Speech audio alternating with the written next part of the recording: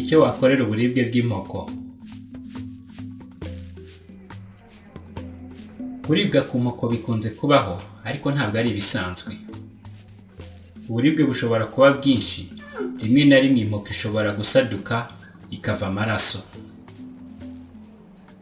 Impoko zakomeretse zishobora kwinjiza udukoko bigatera indwara y'ibere. Kuribwa amabere bikunze kubaho ugitangira konsa, by'umwihariko iyo umwana wawe adafata ku ibere neza.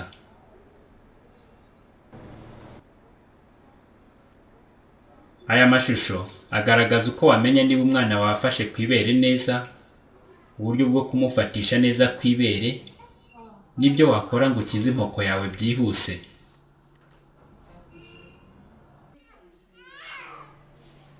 Icyambere, irinde uburibwe bw'impoko ufatisha umwana wawe ku ibere neza mu masaha ya mbere akivuka. Ibi akenshi bizafasha umwana gufata neza ku ibere.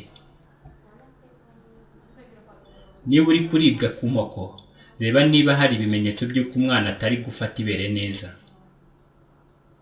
Hano, umunwa w'umwana ntabwo wasamye neza, ari konka ku mpoko gusa. Intoki z'umubyeyi ziri kumubuza gufata ibere ryuzuye mu kanwa. Kandi, umunwa uri kunyerera akava ku ibere.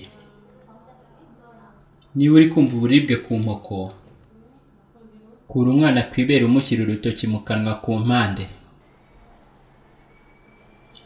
Reba niba impoko ifite ishusho isongoye. Iyo impoko yarimo ikandirwa hagati y'ururimi n'ibiyigishi by'umwana, iba isongoye aho kuba iburungushuye. Ururimi rw'umwana rukuba ku mpoko rukayikandira hejuru.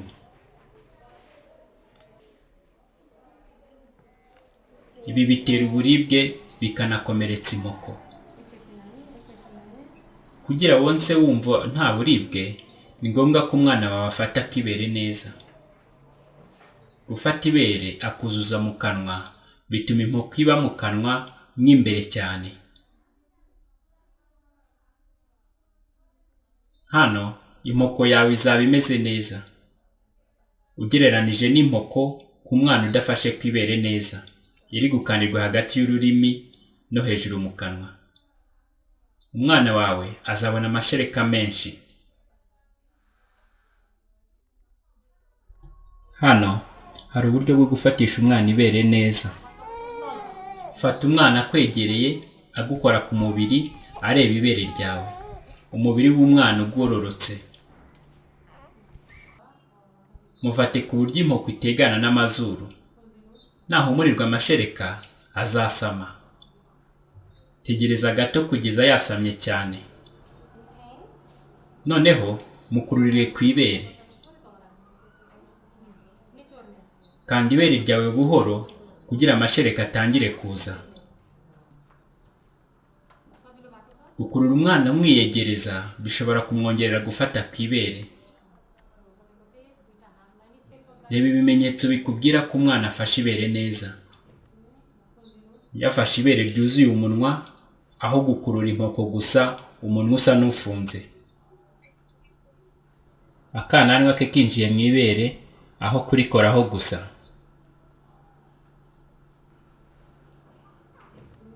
Impoko yawe ifite ishusho isanzwe, ugereranije n'impoko isongoye iyo umwana adafashe ibere neza. Ubu buryo bushya bwo gufatisha umwana ibere bushobora gusaba igihe ubwiga, ariko buzatuma wonsa bikoroheye n'umwana wawe abona amashereka menshi.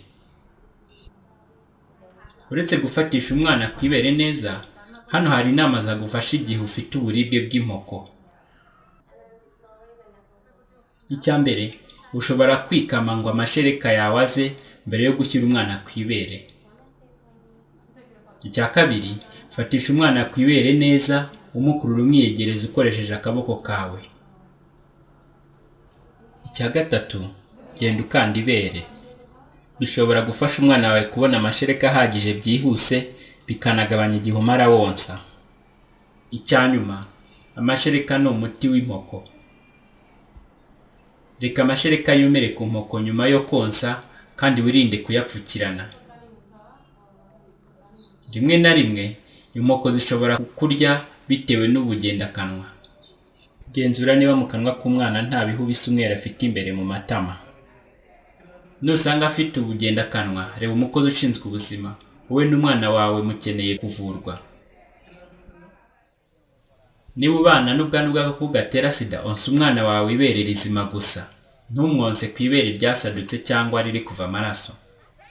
Ushobora kwikama ukamena amashereka avuye mu ibere ryangiritse kugeza inkoko ikize.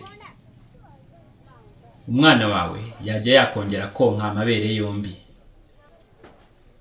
Uburibwe bw'inkoko bukira vuba cyane iyo umwana afata ku ibere neza. Reba umukozi ushinzwe ubuzima niba uburibwe bukomeje.